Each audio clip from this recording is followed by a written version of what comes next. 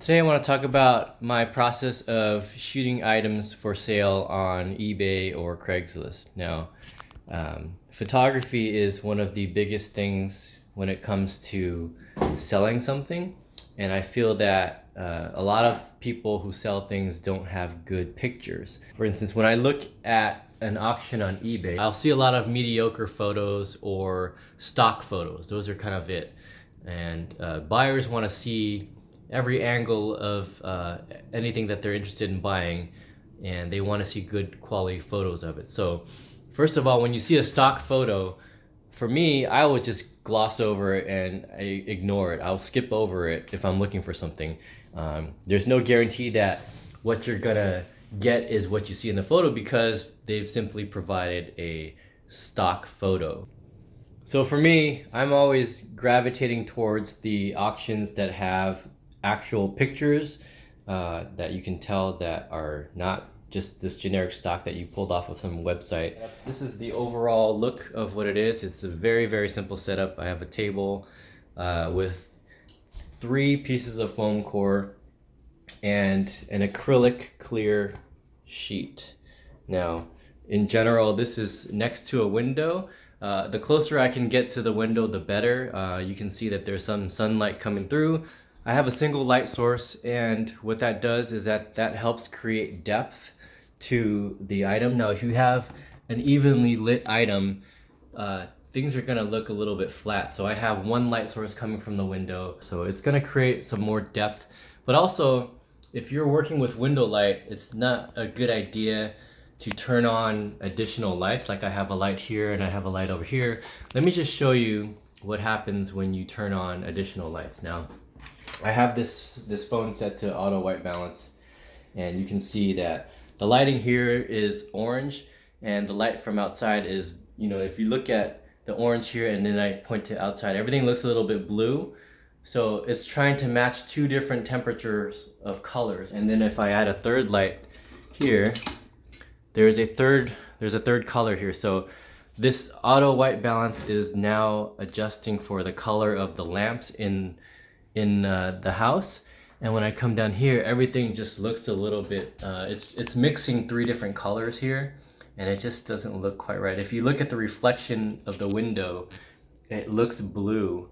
So it's because the white balance is now set to the lights in the house as opposed to the outdoor natural light. So right off the bat, it looks a little bit unnatural.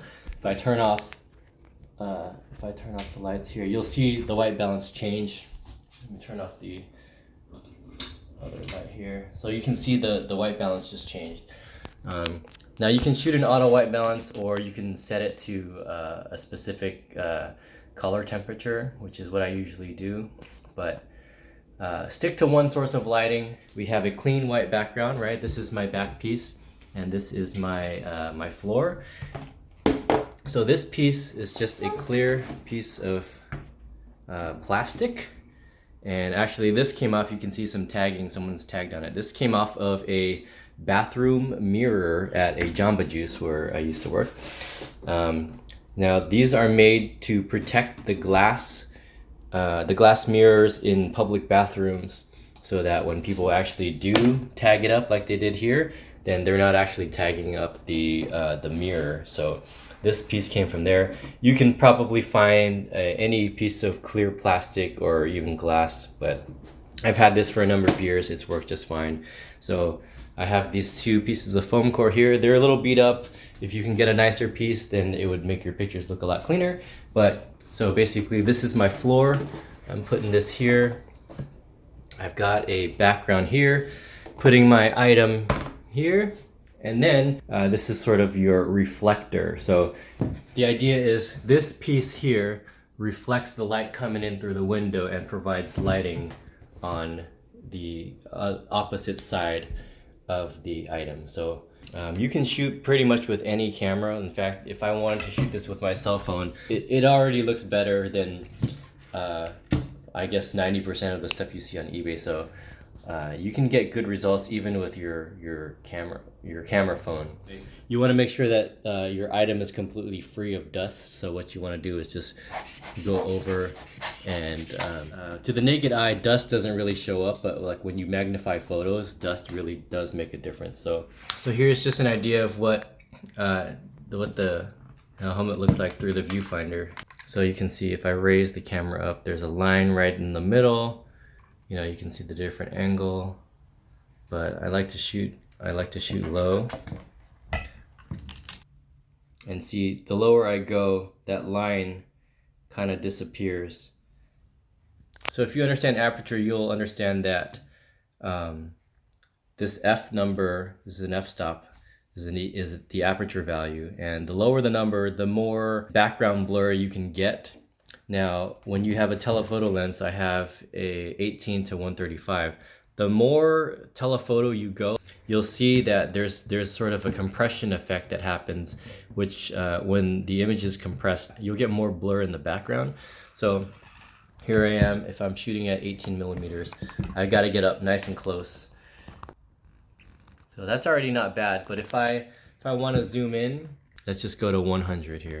So this is already zoomed, it's zoomed way in, so I've got to back up a little bit, and what that does is that provides a little bit more separation between the subject and the background. So right there you can kind of see that the line is not very noticeable, but it looks like a clean shot. So that's it. Here's an overall look once again. Very simple setup. It doesn't cost very much, and it'll make a huge difference in your photography for selling items.